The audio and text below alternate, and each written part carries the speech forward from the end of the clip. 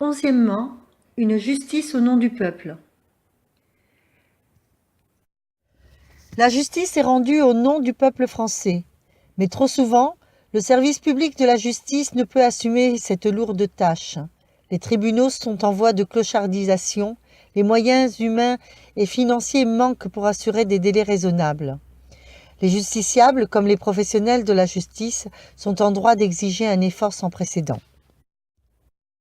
Nous proposons de réaliser les mesures suivantes. Garantir la protection judiciaire de la jeunesse, la justice des mineurs, la politique de prévention de la délinquance et les sanctions éducatives. Ça, c'est le premier point. Deuxième point, mettre fin à la paupérisation de la justice et de l'administration pénitentiaire, c'est-à-dire mettre en œuvre un plan de recrutement de personnel pour désengorger les tribunaux, rénover et construire de nouveaux locaux pour les tribunaux, recruter 2000 agents pénitentiaires pour les escortes des détenus. Enfin, mettre fin au tout carcéral par des peines alternatives à la prison, rénover les prisons pour garantir la dignité humaine, assurer la sociabilisation des détenus. Troisième point, remplacer les instructions ministérielles au parquet par des lois d'orientation de politique pénale débattues et votées par le Parlement. Quatrième point, remplacer le Conseil supérieur de la magistrature par un Conseil supérieur de la justice désigné pour partie par les magistrats et le Parlement, devant lequel il sera responsable. Cinquième point, réformer le dualisme juridictionnel en supprimant la fonction juridictionnelle du Conseil d'État et en créant une juridiction suprême commune aux deux ordres de juridiction, en fusionnant la Cour de cassation et la fonction juridictionnelle du Conseil d'État. Douzièmement, une politique antiterroriste rationnelle. La sûreté est un des droits naturels et imprescriptibles de l'être humain, selon la Déclaration des droits de l'homme et du citoyen de 1789. Les odieux attentats commis en France en 2015 et 2016 interrogent. Comment protéger la population de meurtres terroristes? Comment garantir notre liberté dans ce contexte? En la matière, la surenchère sécuritaire ne protège pas, elle affaiblit et fait le jeu des assaillants. C'est une toute autre politique et une stratégie globale qui sont nécessaires pour vivre en paix. Nous proposons les mesures suivantes. Premier point, refuser la logique du bloc des civilisations et de la guerre intérieure. Sortir des guerres déstabilisatrices et des alliances hypocrites avec les pétromonarchies du Golfe. Deuxième point, améliorer la prévention en engageant une stratégie politique pour renforcer les anticorps républicains et supprimer le terreau des communautarismes par plus de république, plus de laïcité, plus d'éducation, plus de justice sociale et d'implication citoyenne. Troisième point, refuser la logique de l'exception pour réaffirmer l'état de droit, c'est-à-dire permettre la sortie de l'état d'urgence à l'initiative du Parlement, état d'urgence qui ne protège pas mieux. Mais aussi faire l'évaluation des lois antiterroristes sécuritaires existantes. Arrêter progressivement les opérations Sentinelle pour confier la sécurité des lieux publics à la police. Garantir le contrôle par le juge judiciaire des opérations de lutte contre le terrorisme. Augmenter les moyens de la justice antiterroriste pour garantir une lutte efficace, durable et respectueuse des droits et libertés fondamentaux.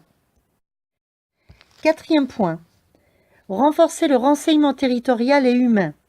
Premièrement, en revenant sur la fusion de la Direction de la surveillance du territoire, la DST, et les renseignements généraux, les RG. Mais aussi en privilégiant l'infiltration par rapport au tout technologique, en renforçant les moyens d'analyse des renseignements collectés, en imposant aux autorités chargées du renseignement de rendre compte devant une commission parlementaire permanente. Cinquième point, lutter contre l'embrigadement et soutenir les démarches de signalement par les proches et les programmes de prise en charge des personnes suspectées. Sixième point, Instaurer une peine de déchéance des droits civiques en cas de fraude fiscale ou d'activité illicite permettant le financement d'activités terroristes. Punir les financements des trafics alimentant les réseaux terroristes et réquisitionner les entreprises qui collaborent avec les agresseurs. 13e, garantir la sécurité et la sûreté. La République a besoin d'une justice. Elle a aussi besoin d'une police républicaine, agissant pour protéger les libertés individuelles et collectives. La politique de sécurité doit être refondée en lien avec la population, par l'intégration des conscrits, loin des coups de menton et du deux poids deux mesures. Objectif, une politique de sûreté publique commençant par le renforcement des services publics. Nous proposons de réaliser les mesures suivantes.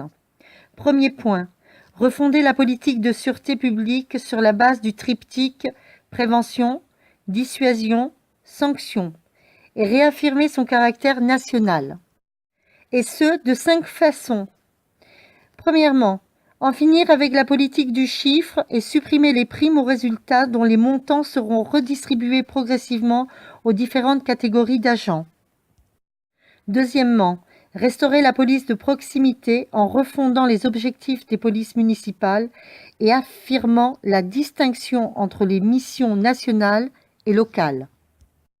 Troisièmement, faire l'évaluation des lois sécuritaires, abroger les dispositions inefficaces, renforcer les politiques de prévention.